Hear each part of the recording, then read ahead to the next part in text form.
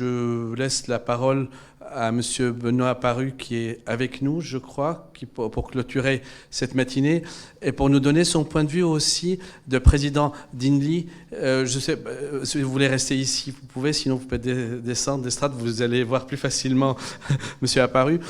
Et je ne veux pas vous présenter Monsieur Apparu, les gens qui sont dans la salle vous connaissent et ceux qui nous écoutent aussi. Alors je vous laisse 5-10 minutes pour conclure et surtout nous donner votre vision de l'usage des terres comme matériaux de construction et comment vous voyez l'avenir de cette filière. Merci. Merci à vous, j'espère que vous m'entendez. Très bien. Désolé de ne pas être en physique, en présentiel avec vous, et puis désolé de ne pas avoir pu assister toute la matinée à votre rencontre. Alors peut-être en petite introduction de mots, je ne suis pas un technicien, je ne suis pas un chercheur, ni un spécialiste de ces questions-là. Donc plutôt un généraliste à qui les équipes d'INI ont proposé de participer à ces travaux, à ces usages nouveaux de la terre crue et d'une façon plus générale au projet Cycleterre. Quelques remarques si vous le voulez bien. D'abord, INLI est une filière classique qui a pour métier principal d'acheter et de gérer des logements, mais nous avons 20% des logements que nous achetons, que nous produisons nous-mêmes en maîtrise d'ouvrage direct, et c'est dans ce cadre-là qu'on s'est évidemment intéressé au projet Cycleterre. Donc, premier élément très rapide. Deuxième élément très rapide, la vision que l'on peut avoir de l'utilisation des terres est une vision éminemment positive, parce que c'est l'archétype du projet qui coche à peu près toutes les cases. La case environnementale, c'est une évidence, la case de l'économie circulaire, qui n'est pas la même, la case du développement économique.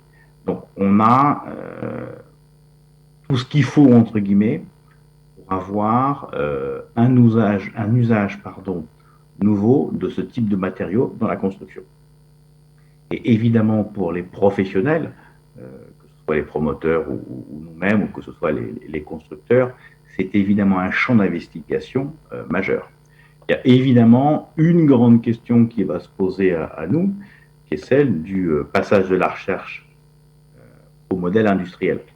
Et c'est évidemment ce qu'évoquait tout à l'heure Raphaël Barbato sur comment on passe de l'un à l'autre, comment on passe de la recherche à l'artisanat et de l'artisanat à l'industriel.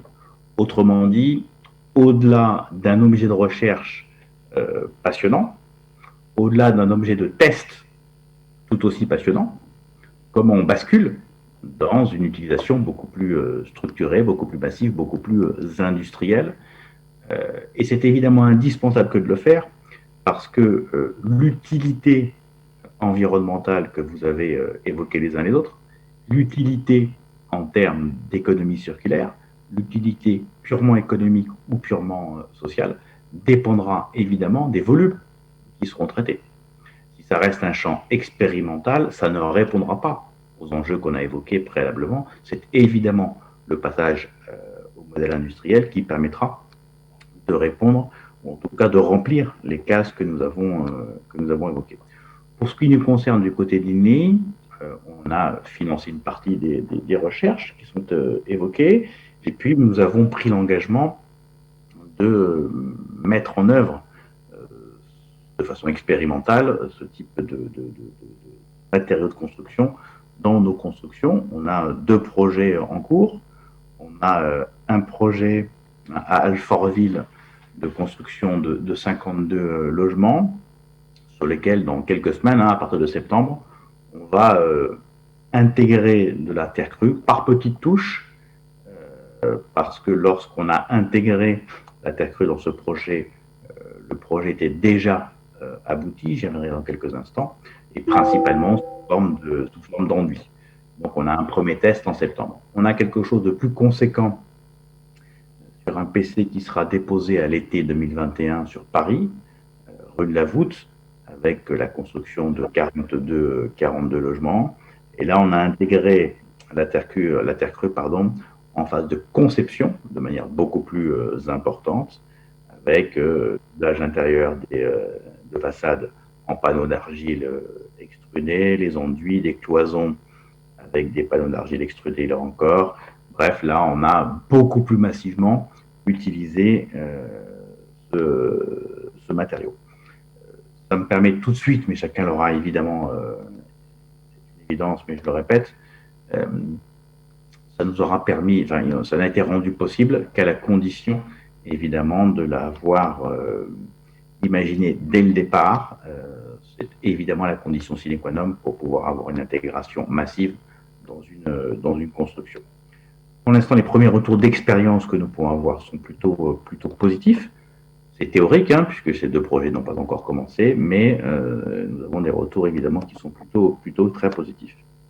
La question donc qui va se poser maintenant, c'est comment une société comme la nôtre, mais j'imagine que beaucoup d'autres se poseront la question, pourront passer de deux exemples, celui de la rue de la Voûte, celui d'Alfortville, à une utilisation plus structurée, plus industrielle du produit. Parce que je me répète, si on se contente de la recherche, c'est absolument essentiel, et c'est même un préalable indispensable, mais ça restera un produit par 2 mois de plaquettes. On pourra nous faire une jolie plaquette de communication en disant, regardez, on a utilisé les terres grues du Grand Paris, on est super bon RS, super bon ce que vous voulez. C'est éminemment sympathique pour des boîtes comme le nôtre. On le fait tous, j'allais dire malheureusement, mais ça resterait pour nous un produit de plaquette, et ce n'est évidemment pas l'enjeu que nous voulons lui donner. Et donc, pour passer de ces premiers tests à des choses plus artisanales, on a, de notre point de vue, 3 enjeux à traiter, mais qui ont été évidemment évoqués tout au long de la matinée. On a l'enjeu de la formation des entreprises, qui est évidemment majeur. On a l'enjeu de la certification des matériaux, évoqué également. Et puis, on a un enjeu évidemment des coûts.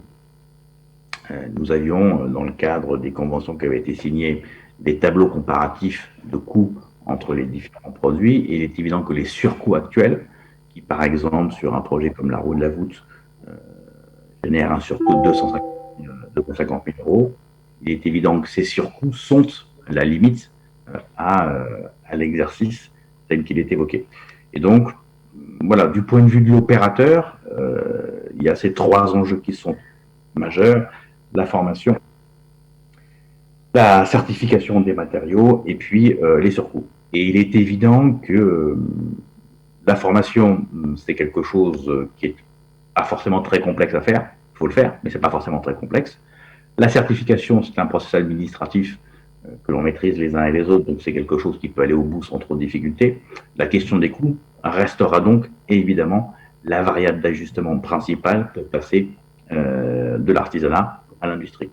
Et c'est pour passer de la plaquette et de la juste com à quelque chose qui serait évidemment beaucoup plus structurant et qui changerait profondément les règles du jeu et les règles de construction, notamment en Île-de-France.